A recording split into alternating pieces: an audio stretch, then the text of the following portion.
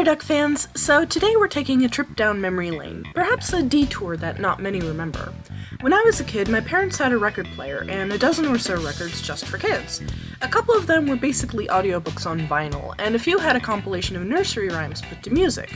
The particular record I want to talk about today, however, had me convinced for the longest time that it was Disney.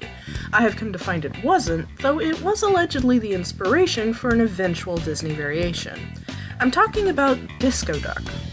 Produced by the Peter Pan Records label, oddly enough not affiliated with Disney, Disco Duck Dance Party is the introduction to the character Irwin, the Disco Duck, later referred to as the Dynamic Duck once disco was no longer popular.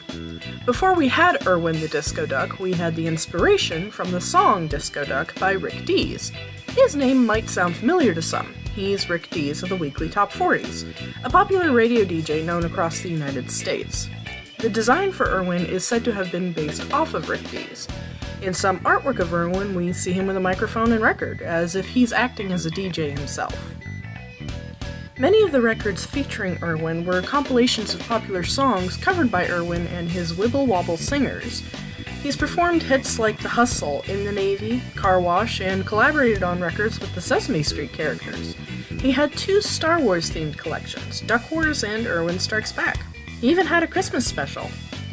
Irwin had a distinct duck voice when we heard him speak, which helped confuse younger me into thinking he was either Donald or related to him in some way. The illustrated cover to a Japanese release of the Disco Duck song depicts what is basically Donald Duck with an afro.